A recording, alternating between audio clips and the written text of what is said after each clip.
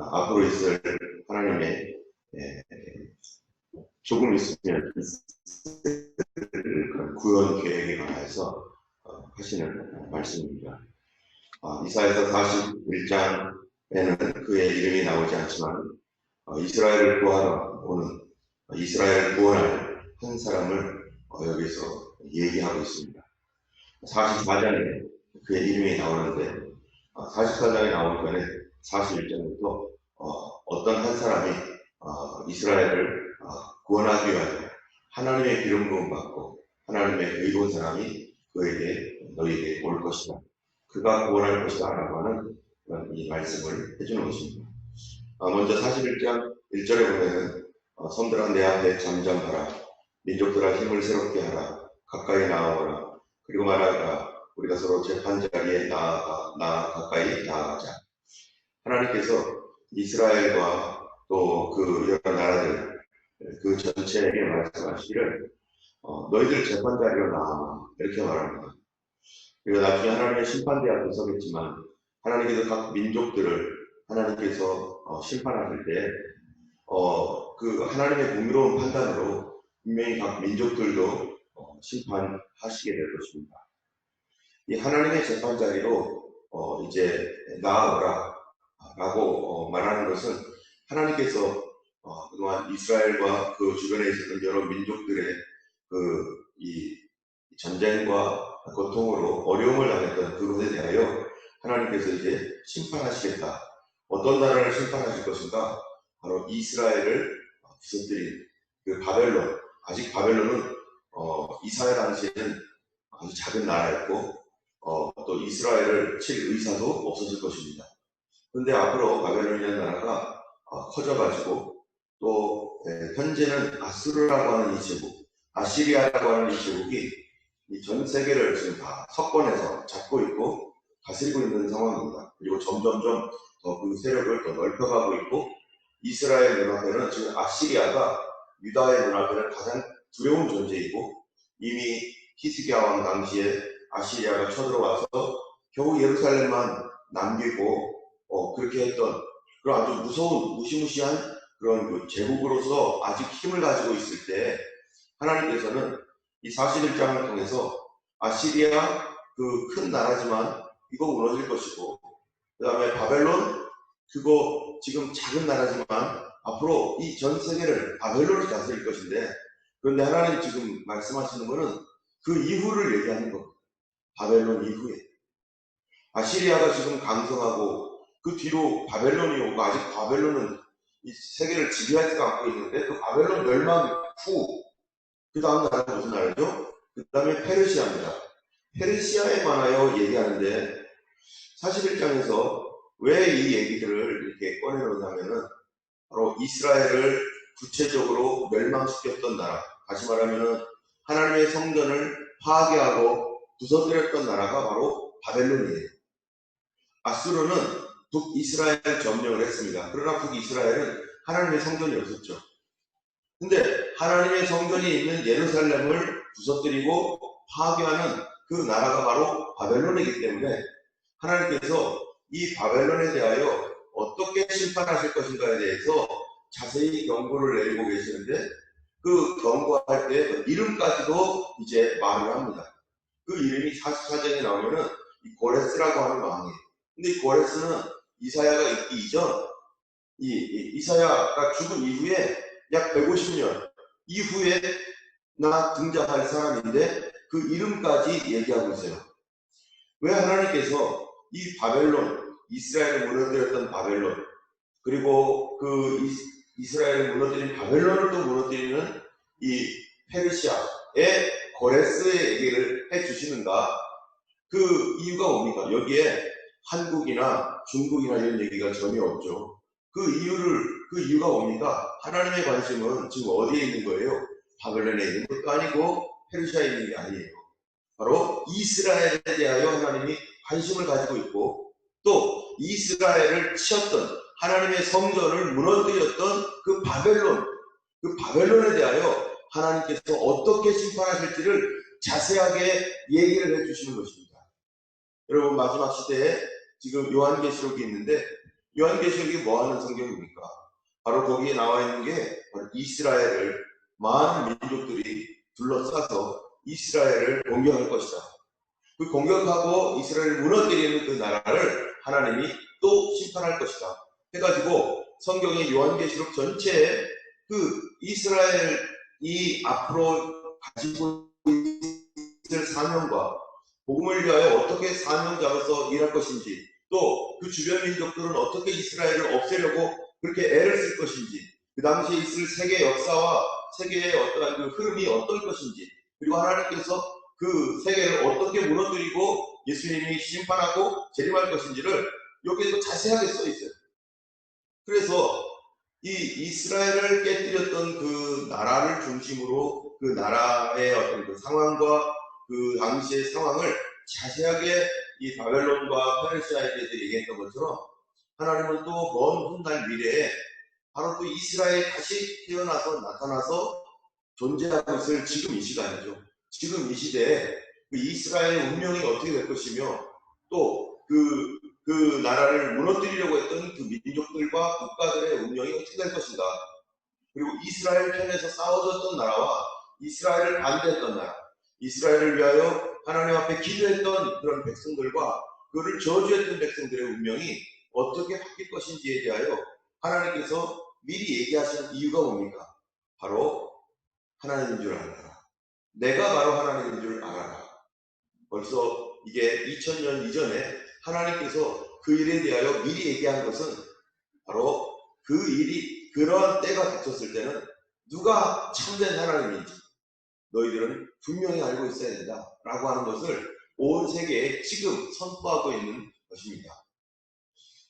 하나님께서 그렇다면 이 세상에 이 모든 일들을 하나님께서 역사하고 계시고 주님이 그것들을 움직여 가신다는 것을 우리는 알게 되는 것이죠. 2절에 보면은 누가 동방에서 사람을 일깨워서 공의로 그를 불러 자기 발 앞에 이르게 하였느냐.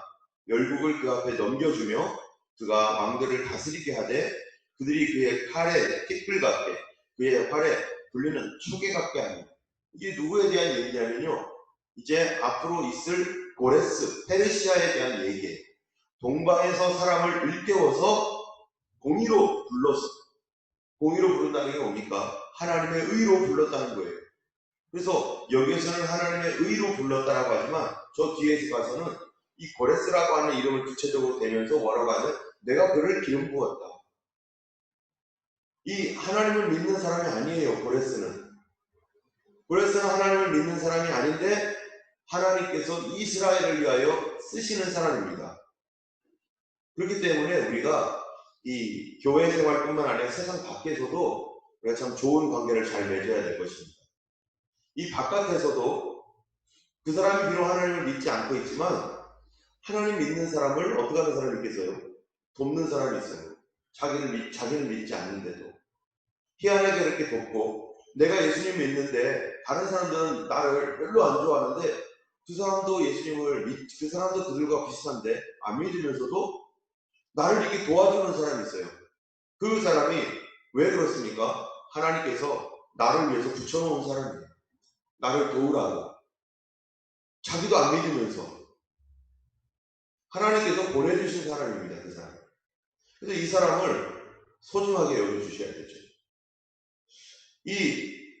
그래서 하나님께서 동방에서 사람을 일깨워서 그를 데리고 와가지고 열국을 그의 앞에 넘겨주고 모든 나라를 다 주겠다. 이게 뭡니까? 제국을 만들겠다. 이 땅이 이제 제국이 될 것이고 그리고 왕들을 다스리게 할 것이고 또 그들을 초계같이 티끌같이 할 것이고 또 3절에 보면 그가 그들을 쫓아가서 그의 발로 가보지 못한 길을 안전히 지났나니.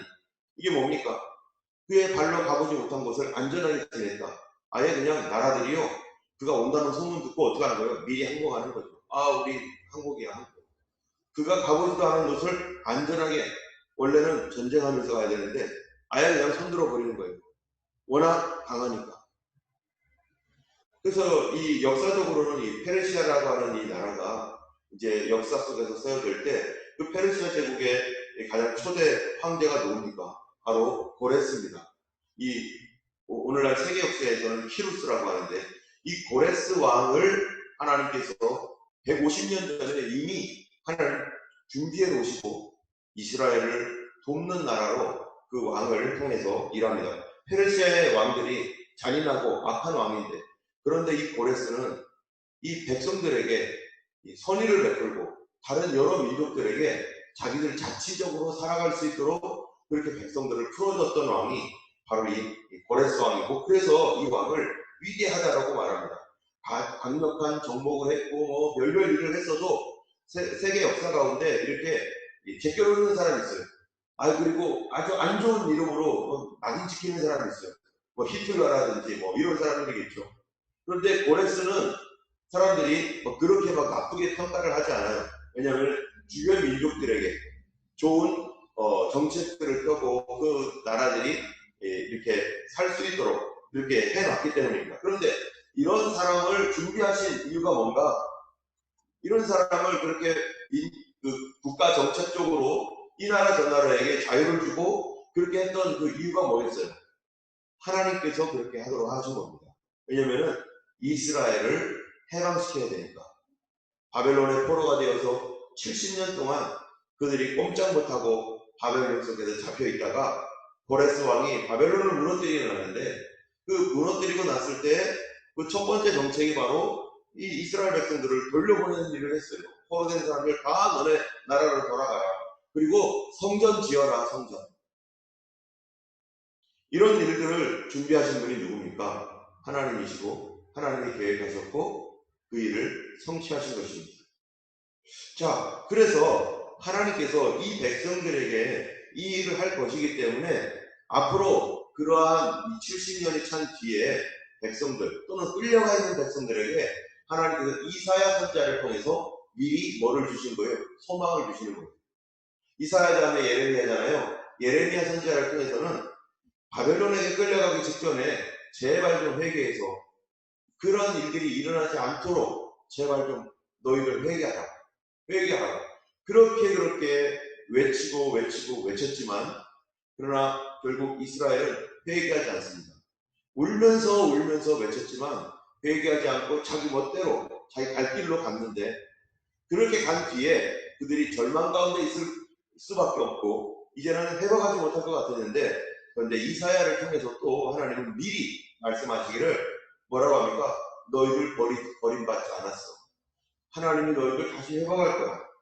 너네들이 그렇게 범죄하고 하나님 앞에서 믿음에서 떠나고 하나님을 대적해 왔을지라도 하나님은 너희들을 버리지 않아. 왜 그럴까요? 하나님께서 너희들을 기뻐하기 때문이다. 자, 그 얘기가 8절부터 나오는데요.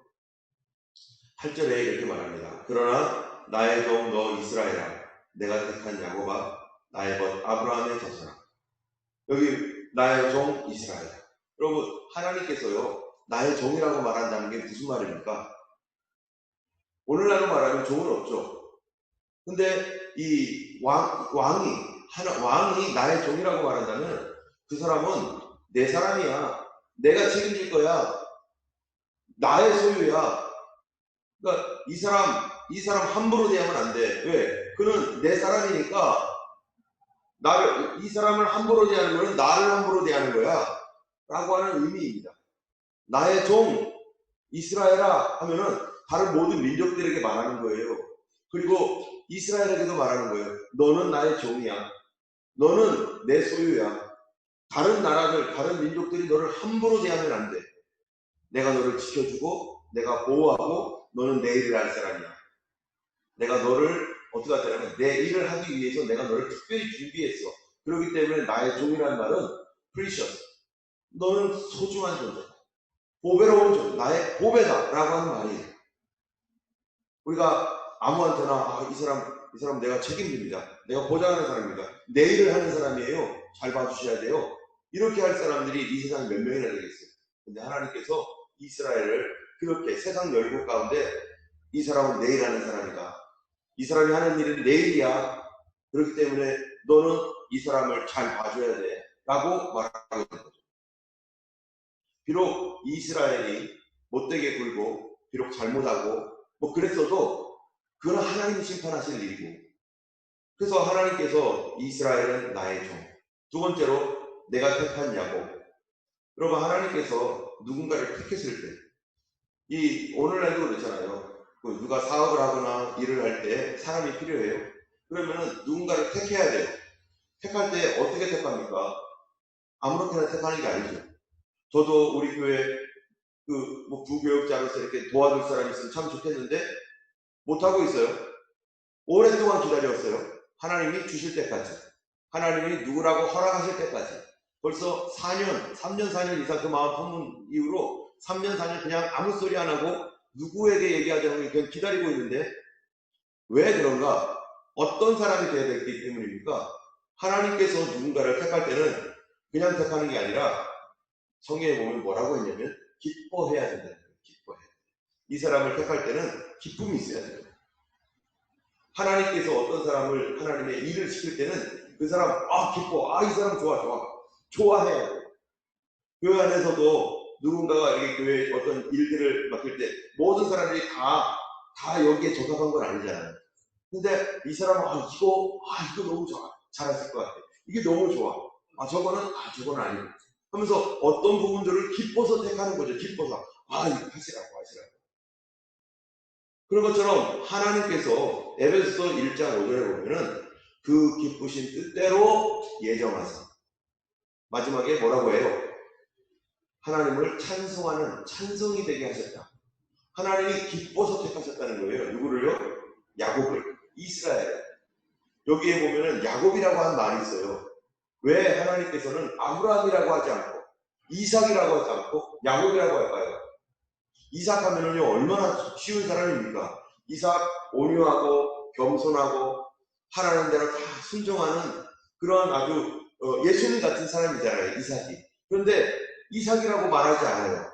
아브라함, 하나님의 첫 번째로 부르신 그런 그 믿음의 조상입니다. 아브라함이. 근데 아브라함 뒤에는 아브라함은 나의 벗이라고 말하는데 야곱을 하나님이 택한 사람이라고, 내가 너를 택했어, 내가 기뻐서 택했어 한 이유가 뭡니까? 야곱은요 어떤 사람이었기 때문이에요. 야곱은 다른 사람들한테 손가락질 당하는 사람이었기 때문에. 야곱은 다른 사람들이 별로 그렇게 선호하는 인물이 아니었고, 인생이 그냥 올라갔다 내려갔다 하면서 자기 너무나 고생을 많이 했던 사람이에요. 그래서 자기 스스로 볼 때도 나는 하나님 백성이 아닐 것 같아. 나는 하나님이 안 택했을 것 같아.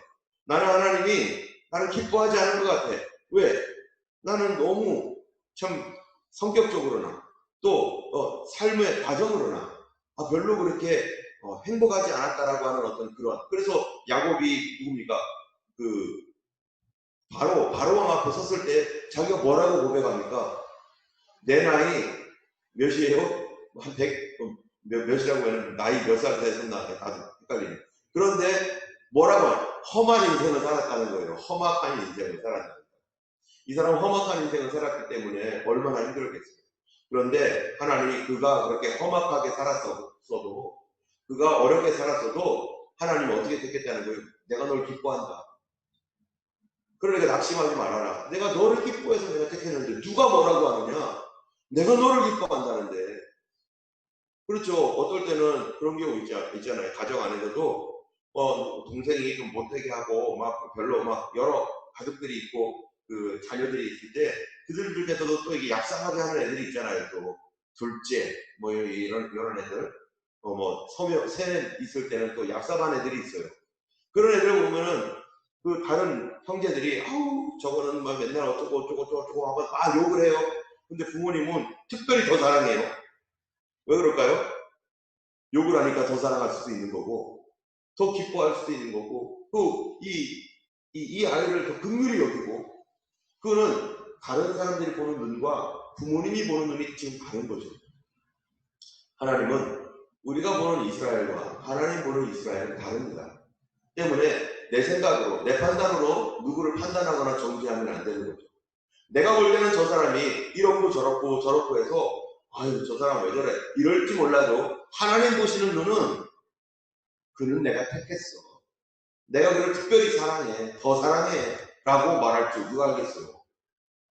하나님은 우리를 택할 때 기쁘게 택했습니다. 또 나의 벗 아브라함의 자손아. 나의 벗, 벗이라는 게 뭡니까? 친구의 자녀예요. 이 친구라는 거예요. 친구, 나의 친구.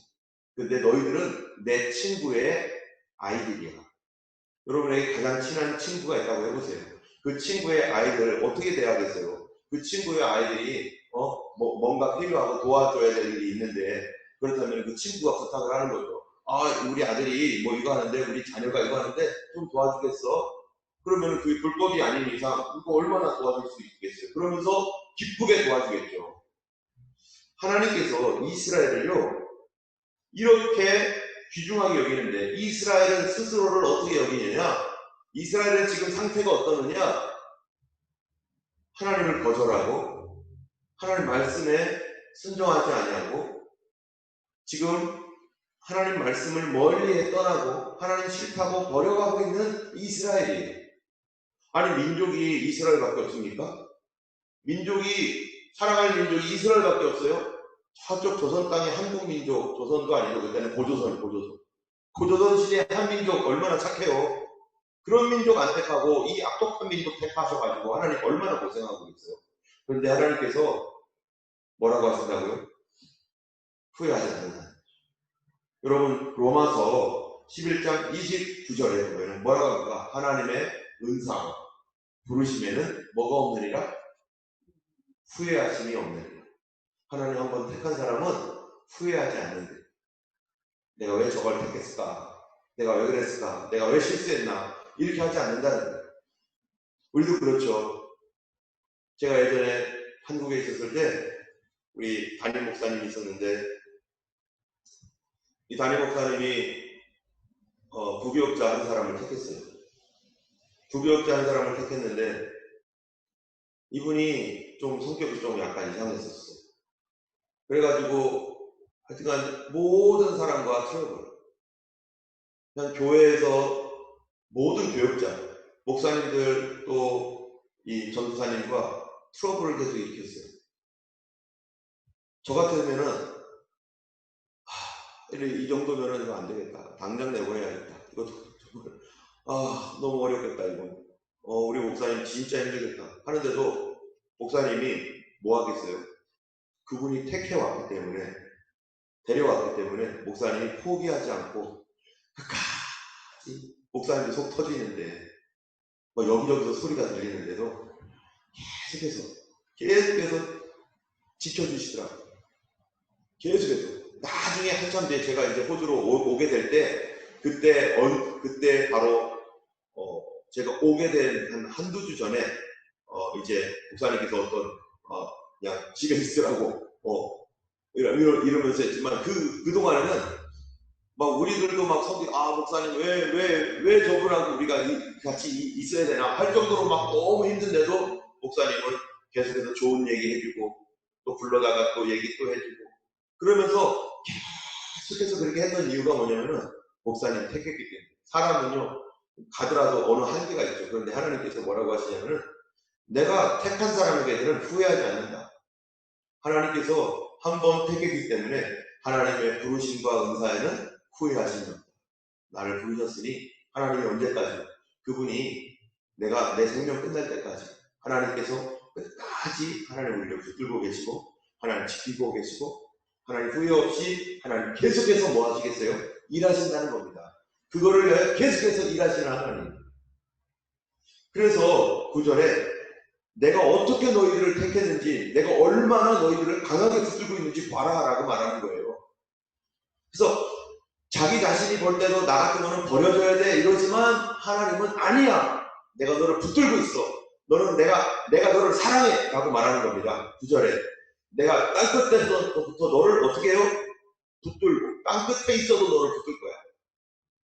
네가 나를 멀리 떠나 있어도 나는 너를 놓지 않고 계속 붙들고 있을 거야. 그러니까 내가 너를 붙들고 있으니까 넌 돌아와라. 땅 모퉁이에서 너를 부르고, 저 구석덩이에 저 구석에 숨어 있고 저 구석에서 그냥 쪼그리고 있어도 그래도 내가 너를 부를 거야. 내가 너를 한번 택했기 때문에 놓지 않는다. 이 얘기를 들을 때 우리는 어떻게 해야 되냐면, 실망하지 말아라.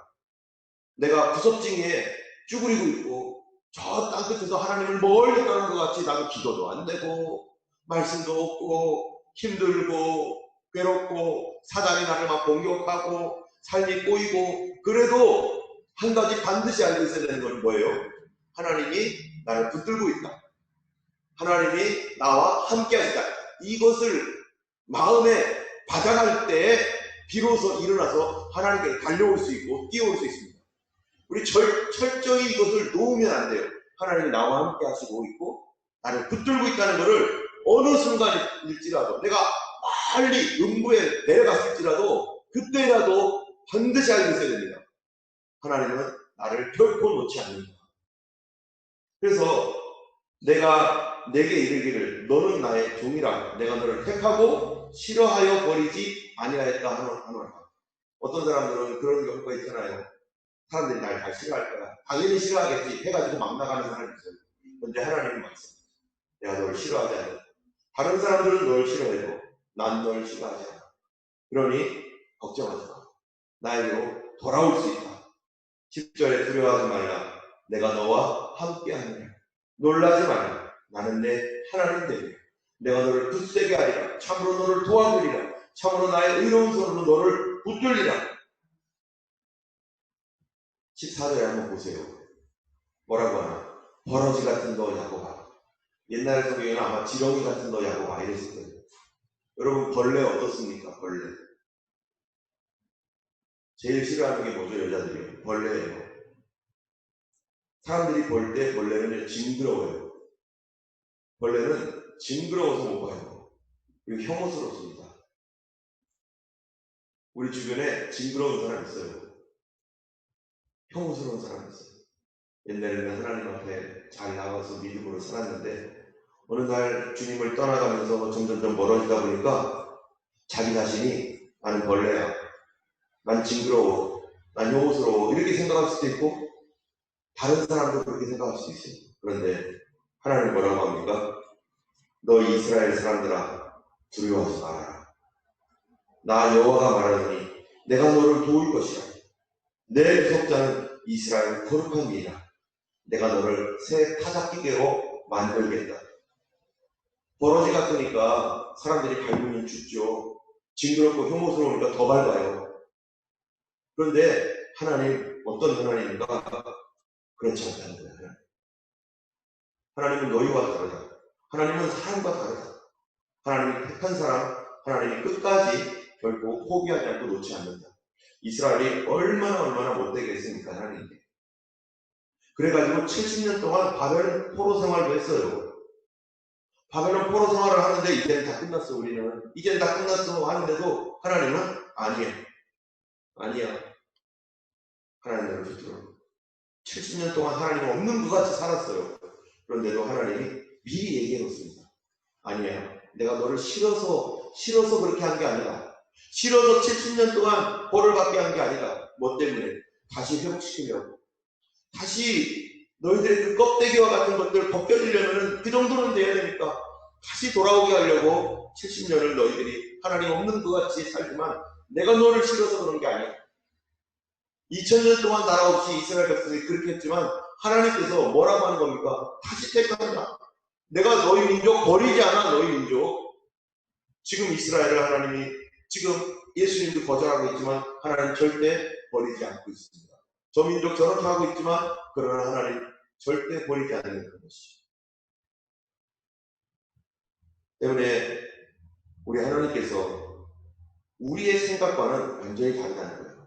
이 세상에서 가장 큰 사랑이 어머니의 사랑이지만 하나님은 어머니의 사랑을 넘어서, 뛰어넘어서 엄마도 싫어할지라도 비록 이 젖먹이는 아이를 어머니가 싫어서 버리는 한이 있어도 하나님은 버리지 않겠다. 어떻게 엄마가 젖먹이는 아이를 버릴 수 있어요? 혹시 그는 버릴 수 있어도 하나님은 버리지 않는다. 하나님의 사랑은 우리의 인간의 사랑과는 완전 다르다는 것입니다. 그러므로 우리 모두는 소망이 있습니다. 우리는 한 가지 하나님께서 우리에게 기억하라는 게 있어요. 계속 말씀하는 게 있어요. 내가 너를 붙들어 줄 거다. 너는 내가 택했다. 내가 너를 싫어하지 않는다. 너는 나의 사람이다. 그러니 내가 너와 함께 한다. 오늘도 하나님은 우리와 함께 있습니다. 내가 비록 폭 넘어졌어도 오늘도 거기에 하나님이 함께하고 있습니다. 결코 이 메시지를 놓치지 말아야 돼요. 오늘도 나와 함께 하시는 하나님, 나를 사랑하시는 하나님, 사람들은 나를 벌레처럼 여기고 버러지처럼 봐도 하나님은 결코 그렇지 않습니다. 지금 이스라엘 모든 민족이 손가락질하지만 하나님은 그렇게 보지 않습니다. 때문에 우리가 이스라엘을 위해서 하나님 사랑하는 그 백성을 위해서 기도하는 것입니다. 이 시간 우리 함께 찬양하면서 정말 우리 자신을 사랑하시는 그 예수 그리스도, 우리를 사랑해서 예수님까지 보내주신 그 하나님의 은혜에 감사한 우리가 되기를 원합니다. 다시 찬양하겠습니다. 찬송가